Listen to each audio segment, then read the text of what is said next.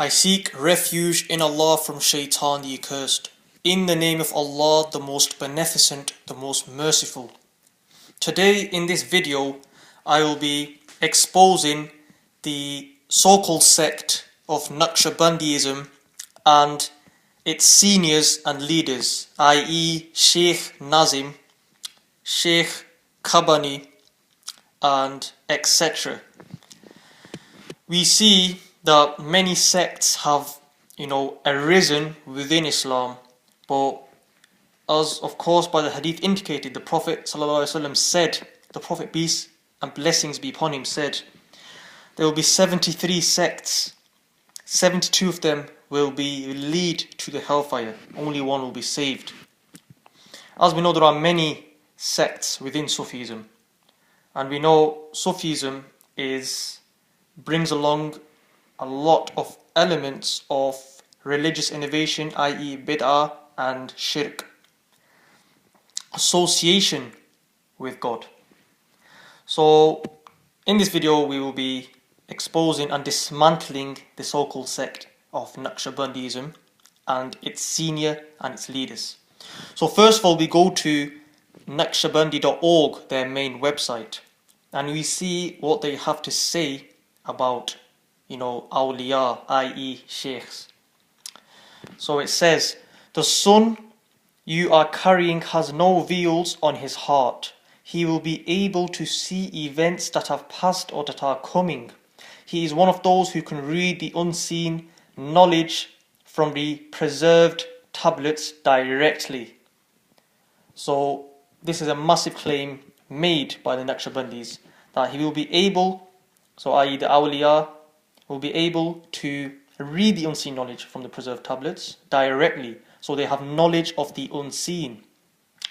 So we then go to the Quran and see if this truly is the case.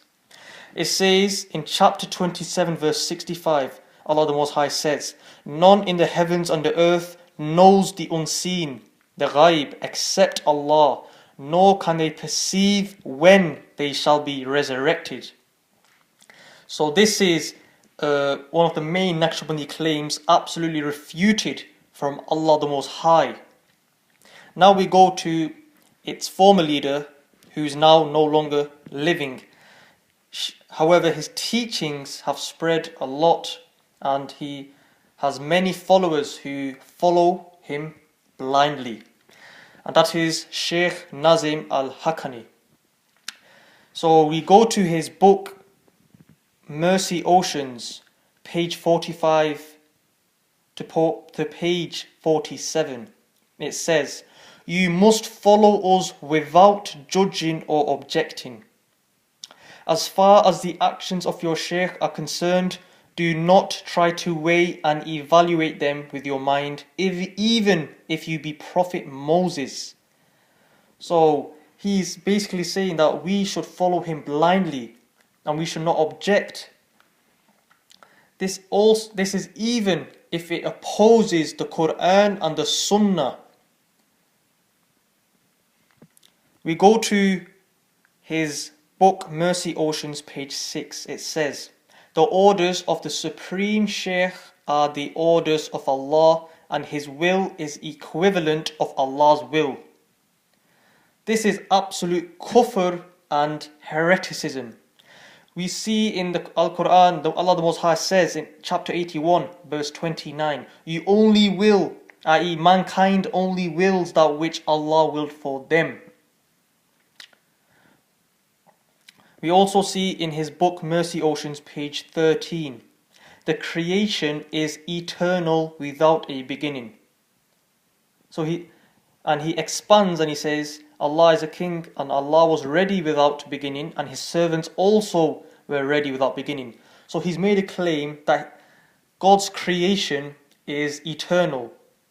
But that's absolute nonsense, as there would not be creation in the first place. So this is a clear logical contradiction. And then he also says in, let me just find it now. He also says that in Al-Wasiyah page 12 and 14, the blasphemers and the believers are equal. But this nonsense is refuted by the Quran. In the Quran, Allah the Most High says in chapter 68 verse 36, "Do we make the Muslims equal to the blasphemers? How do you dare make such a judgment?" In chapter 4 verse 145, Allah the Most High says, "The hypocrites are in the lower levels of hellfire, and those are the worst of the entire creatures." Shaykh Nazim al-Haqqani also equates Islam with all invalid religions. In Mercy Ocean's page 32, he says, "All religions teach people the ways of real obedience to Allah Almighty." So this includes Hinduism, Buddhism, paganism, the worship of the sun, the moon, and the stars, and etc. But this contradicts the Quran and Allah. In chapter 3 verse 19, Allah the Most High says, "The only acceptable religion to Allah is Islam." So this is absolute nonsense, again refuted. Shaykh Nazim also makes a huge contradictory claim in Mercy Oceans, page 20. He says, "Look into another unlawful nakedness is something good and even obligatory on some." So we see his sexual eroticism and absolute filth being perpetuated and propagated in his literature and his books. But this contradicts Allah's words. So the Quran says in chapter 24 verse 30, Allah the Most High says, "O Muhammad, order the believers to lower their gaze."